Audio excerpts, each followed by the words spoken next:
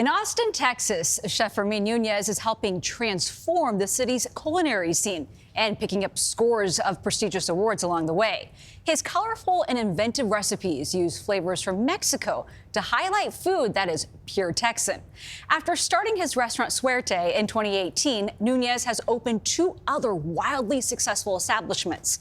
He shows us how it all comes together, beginning where else but the kitchen.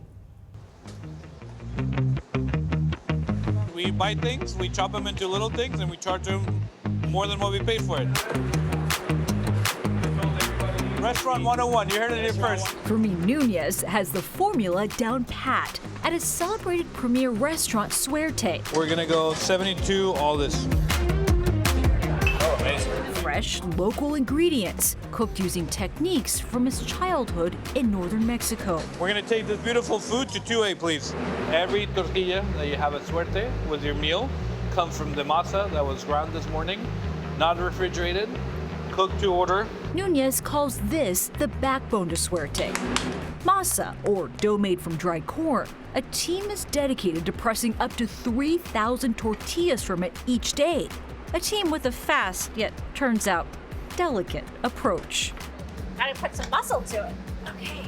That might be, let's see how it is. Oh no, did I do it too much? Yeah, I think that might be a little too much. Oh no! Oh no! I put too much muscle. We gotta get it like that. They don't look anything alike.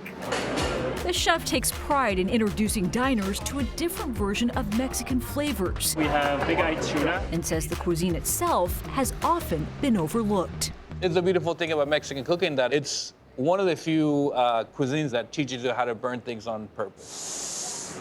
The most true in regards to Mexican cooking is that what is true is only what the last person told you. He tells us first about his dip of chilies, garlic, and lentils, compacted into a paste and refried, before adding olive oil and Oaxacan crema, a substantial substitute for a familiar favorite. When people visit Suerte, what do you want them to walk away with? I want them to have a different idea or perception of what Mexican food can be. When we opened, we didn't have guacamole. We never really had chips and salsa on the menu, right? And when people said, oh, I'm going to a Mexican restaurant, without even looking at the menu, they'd be like, I'll have the chips and salsa. Yeah. And I've always had the mentality, if you're going to say no at a restaurant, you have to follow it by yes. That's hospitality to me.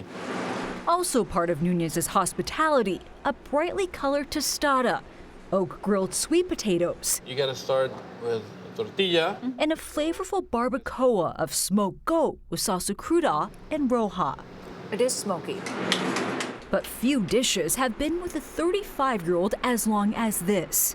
Carnitas topped with mole negro, a complex and classic sauce slowly prepared over 3 days. Mexican food to me is all about sauce work because you have this thing that is like so precious as chilies and burning tortillas, burning onions, and then stewing it and then adding chocolate in the last time. Like, you can't recreate that with French cooking at all, right? A mix Nunez has been working and reworking for close to a decade. Its deep flavors of nuttiness, heat, and sweetness, dependent more on moods than measurements. It's one of those things that we have guidelines more than a recipe because it's like all about feel. I myself have taken mole off the menu because I was the one that was doing it. It was bitter. It was not balanced. It reflected your mood. Yeah, it was very unbalanced, just like I was. The restaurateur didn't always see food as an expression of himself. As a child, stability was his priority, as he spent his adolescence moving back and forth between Mexico and Texas. It wasn't until college that Nunez finally found his passion in the campus cafeteria. I was a sandwich artist. I worked the Mongolian grill a little bit. I also worked the pizza station. But it was being in that special part of the kitchen that is like the camaraderie that I felt with everybody. I love that you go to college and then the place that you feel the most excitement is in the dorm room cafeteria. And things like that were like giving me all those flags that college was not going to be for me. After switching to culinary school, he began learning the ropes in San Antonio restaurants, but uncertainty loomed. Were there challenges in coming up through these kitchens with your immigration status? Yeah, that was one of the hardest things I went through. So I came here on a student visa, and I overstayed my welcome. The challenge of going to Mexico and earning a living on a cook's salary was really frightening for me. But it was something that I was also very ashamed of, because I don't think people really understand of what you go through when you are undocumented, right? You don't have that fear of like driving to the grocery store and getting pulled over, and then maybe you don't make it back home. As Nunez waited for legal residency, the kitchen became his refuge. The beautiful thing about working the grill station on a Friday night is that you can't think about your immigration status because the steak needs to be at the pass in 6 minutes. That's also been my relationship with cooking. It's allowed me to manage my problems, but also like digest them. He stayed focused on that part, eventually working his way up through some of Austin's best kitchens before opening Suerte. And a year after being named Food & Wine's Best New Chef, Nunez officially became an American citizen in 2022. He followed up Suerte's success last fall by starting another restaurant, Este, focused on coastal Mexican cuisine. Yes. The corn is over there. It also houses a large garden for his restaurants his mother now volunteers in. You could say that Fermin cooks the food, but you help grow it. That's right. That's what I do.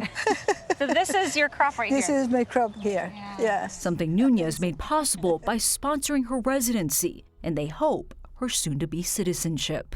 Look at that. Thank you. Smell. Smell it. That was the biggest thing that I wanted to be a citizen for, to extend that to my mother through residency. To like extend that to somebody you love so much is the best feeling ever. We don't have to worry about much now. At this point, every problem is fixable, you know? Yeah. Because we've gone through so much. Earlier this year, Nunez was named a semifinalist for a James Beard Award.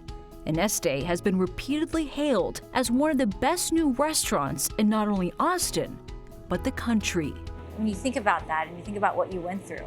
Absolutely. I mean, if that's not the American dream, I don't know what it is, right? I think it's like sticking to what I believed in, what I love, and not representing my country that I love so much in a different country. Like, I love that I get to do that every day. It was so wonderful getting to know Fermin and his family. By the way, suerte means luck in Spanish, and it's fair to say that he has created so much of his own luck. The tortillas, excellent. You go to Austin, you eat tacos, breakfast, lunch, and dinner, and you realize the secret is Homemade all in the tortillas. tortillas. Yeah.